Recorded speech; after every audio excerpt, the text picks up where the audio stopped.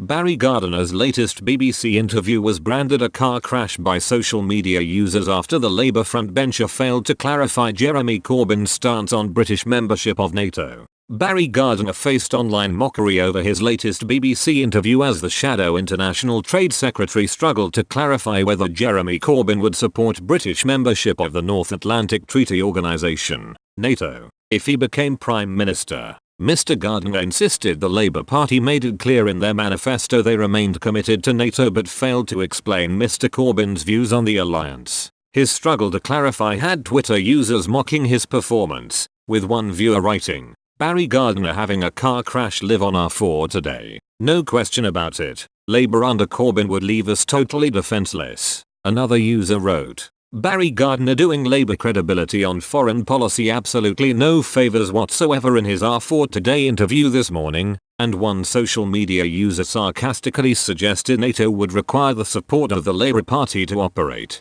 Barry Gardiner a complete parody on R4 Today. NATO needs this Labour Party apparently. Mr. Gardiner sparked further mockery during the BBC Today interview as he insisted the best way to defend the UK from threats is to avoid going on foreign wars. You don't start bombing before you've started thinking. The Labour frontbencher was especially adamant to stress Mr. Corbyn's opposition to the Iraq war in opposition to the rest of the Labour Party, but social media users blasted Mr. Gardiner for conflating Iraq with NATO while some users pulled out the Shadow Secretary's own voting record on intervention in 2003. One user said, R4 Today Barry Gardiner conflating Iraq in 2003 with NATO. NATO was not involved in the 2003 Iraq war. NATO was involved in the 2011 Libya intervention, but, it should be emphasized, this was to give effect to a UN Security Council resolution. Another pulled out a record of votes on the Iraq war, showing he had backed a government's motion in favor of using all means necessary to ensure the disarmament of Iraq's weapons of mass destruction.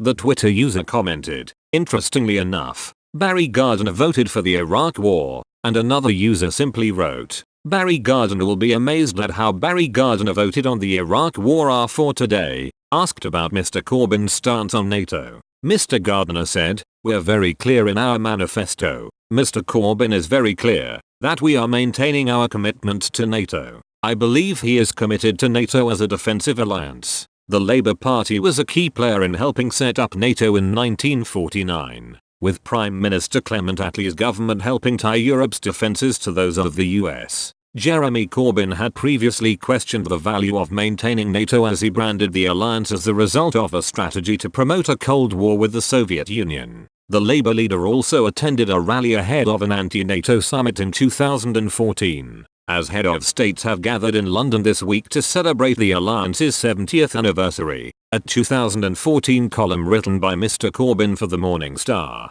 the socialist newspaper, has resurfaced, in which the left winger hit out at the EU and NATO's involvement in Ukraine. Ukraine and Russia have been embattled since Moscow supported a pro-Russian separatist uprising in Donbas, eastern Ukraine, in 2014, where armed conflict remains to this day. Since then, the EU has progressively imposed economic sanctions and restrictive measures against Russia, and NATO has suspended all practical cooperation with the Russian military. Mr. Corbyn said the root of the crisis lay in the US drive to expand eastwards and described Russia's actions as not unprovoked. The Labour leader claimed it probably was a mistake to allow former Warsaw Pact countries to join NATO as it has increased tensions with Russia and made the world infinitely more dangerous.